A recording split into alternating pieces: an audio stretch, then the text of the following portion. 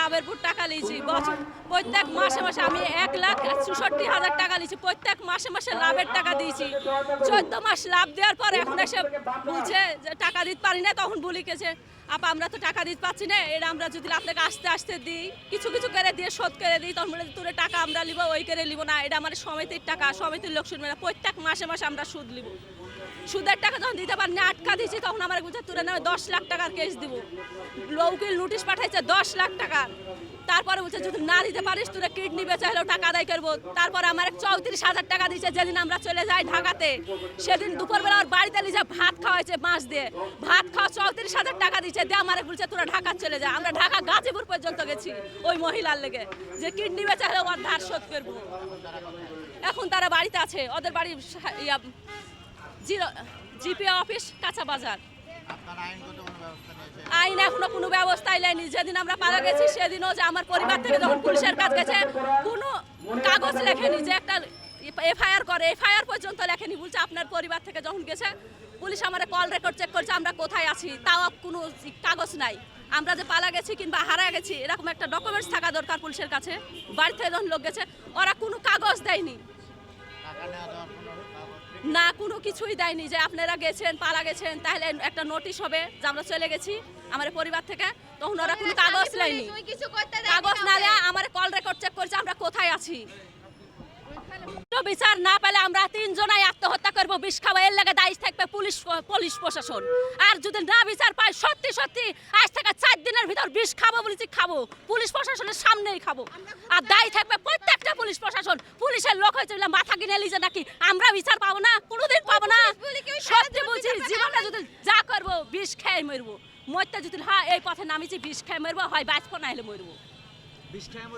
হ্যাঁ বিষ খেয়ে মরবো পুলিশ প্রশাসনের লেগে দায়ী থাকবে যদি না সুষ্ঠু বিচার পাই আমার চেক স্ট্যাম্প যদি না ফেরত পাই আমরা তাই করবো ফেরদৌস সে আমাদের টাকা দিয়ে আমাদের কিডনি বেচার প্রস্তুতি দেয় তারপর আমাদের ঢাকায় পাঠায় দেয় ঢাকায় পাঠায় দিয়ে এখন আমাদের অস্বীকার যাচ্ছে যে আমরা ঢাকায় পাঠাইনি কিন্তু ওই আমাদের ঢাকায় পাঠায় আমার স্বামীরা জিডি করতে গেছে ঢাকাতে তারাও টাকা দিয়ে পুলিশ কিনে নিয়েছে নেওয়ার পরে এখন আমাদের হুমকি দিছে যে 15 লাখ টাকা তোরে দেওয়া লাগবে তার কিনা আমার বাপ মায়ের নামে হুমকি দিছে আমার স্বামীর নামে হুমকি দিছে কেস করব এই করব পুলিশের আমাদের কোনো সহযোগিতা করছে না দেশের মানুষ আমাদের দিকে হচ্ছে না সবাই পুলিশের হুমকির ভয়ে আমাদের দেশের লোক একটাও কেউ আসতে দিচ্ছে না আমাদের সাথে আমাদের সংসার ওর জন্য ভেঙে যাচ্ছে আমরা চাই সবাই আমাদের সহযোগিতা করুন আমাদের সংসার চাই আমাদের সংসার ওরা ভেঙে দিচ্ছে অল্প টাকা দিয়ে এখন 1 জগৎ টাকা দাবি করছে অত টাকা আমরা কোথা থেকে দিব বলেন আমাদের তত তো সম্পদ তো নাই সম্পদ থাকলে তো আমরা দিতাম না শেখ ইসলাম এখন নিয়ে এখন বলছে যে আমাদের এখন ভয় দেখাচ্ছে আমার বাবার টাকা শোধ হয়ে গেছে তাও আমার বাবার টাকার ডকুমেন্ট দিছে না আমার বোনের ফাঁকা স্টাম্প নিয়েছে একটা দম্পতির জানি না কার একটা স্টাম্প নিয়ে এখন আমাদের বলছে যে আমি দিয়েছি কিন্তু ওই আমাকে জালিয়াতি করে আমার নিয়ে আমাকে ফাঁসাচ্ছে বলছে ওই দিয়েছে বলে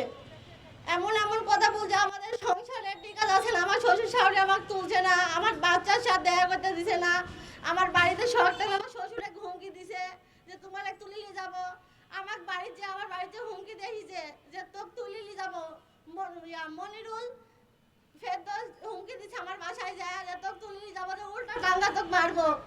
এরকম হুমকি দিচ্ছে আমরা চাই এখন আমাদের ওদের শাস্তি চাই আমাদের এই স্টাম্প চেক এগুলি আমাদের হাতে পৌঁছে দেয়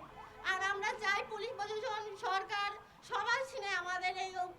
দাবি রাজেন মানে আমাদের সুস্থ জীবন ফেরত দেয় আমরা সুস্থ জীবন চাই ওর জন্য আমাদের রাতে ঘুম হচ্ছে না আমাদের ছেলেপিলির সাথে দেখা হচ্ছে না স্বামীর সাথে দেখা নাই শ্বশুর বাড়িতে আমরা উঠতে পারছি না সবাই আমাদের তাড়া দিছে আমাদের দেশের মানুষ আমাদের খুঁজে মারছে দেশের মানুষ মনের আমার একটা কথা বলেছে আমরা বলে নাংলি আমরা বলে মরদ ছিলিয়ে চলে গেছি কিন্তু এই ভুল ধারণা দিছে আমাদের বুঝে তোরা 3 মরদ নিয়ে চলে গেছি এরকম দুর্যোগ ছড়াইছে আমাদের দেশে প্রায় 10-15 জনের মতো এরকম ভুক্তভোগী হয়েছে কিন্তু সবাই ক্যামেরার সামনে আসতে চাইছে না এখন আমার পাড়াতে ধরুন যেসব মাথা মুরব্বীরা আছে তার কাছে যদি আমরা কোনো বিচার চাইতে চাইছি তারা আমাদের কোনো বিচার করছে না সবাই মনে রাখার স্বামী পুলিশ তাই সবাই ভয় করছে যে সব পুলিশের বিরুদ্ধে আমরা যাইতে পারবো না। তা আমরা কোথাও একটা সুস্থ বিচার চাচ্ছি না। আমরা প্রশাসনের কাছে আমাদের দাবি, আমাদের সুস্থ বিচার করে দিক, আমরা বাঁচতে চাই। আমরা 80,000 টাকা নিয়েছি, এখন আমার স্বামীর নামে 80 লক্ষ টাকার মামলা করেছে, উকিলি নোটিশ পাঠাইছে। এখন সবার কাছে বলছে যে আমরা ওর টাকা লেছি বলে আমাদের গ্রামে লাভ দিছি, আমাদের গ্রামের মানুষকে সুদাচ্ছি, আমরা কোনো আমাদের কারো কাছে কোনো টাকা দেয়া নাই। এখন ওই আমাদেরকে মিথ্যাভাবে পাঠিয়েছে, ওই আমাদেরকে কিডনি বিক্রি করতে লেগেছে, এখন এটা অস্বীকার করে বলছে আমরা কোনো মরণ মানুষ লিপালাই গেছি। আমাদের নামে আমাদের দেশে এমন ভাবে মিথ্যা গুজব ছড়াইছে যে আমরা আমাদের দেশে টিকতে পারছি না, আমাদের দেশের মানুষ আমাদের হচ্ছে না।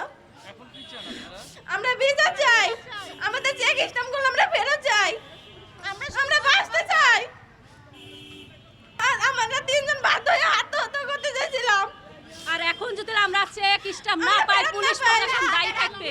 গোলার দড়ি দিব না হলে বিষ খাবো, পুলিশ প্রশাসন দায়ী থাকবে। আমরা পুলিশ প্রশাসনের কাছ থেকে সুস্থ বিচার চাচ্ছি। 3 দিনের মধ্যে মনিরা নিজে এসে, মনিরা এবং মনিরা স্বামী মনে ফেরদৌস নিজে এসে আমাদের চেক স্ট্যাম্প ফেরত দিক। আমরা স্ট্যাম্প ফেরত চাইছি। আমাদের দেশে এই ঋণের তাপে এর আগে 4 জন আত্মহত্যা করেছে, এক ফ্যামিলির, তাও কোনো কিছু হয়নি, কোনো বিচার হয়নি। আমাদেরও আপনারা কি চান যে আমরা এভাবেই মারা যাই? আমরা বাঁচতে চাই। ওই পুলিশ মনির ফেরদৌস মতিহার থানাতে কর্মরত।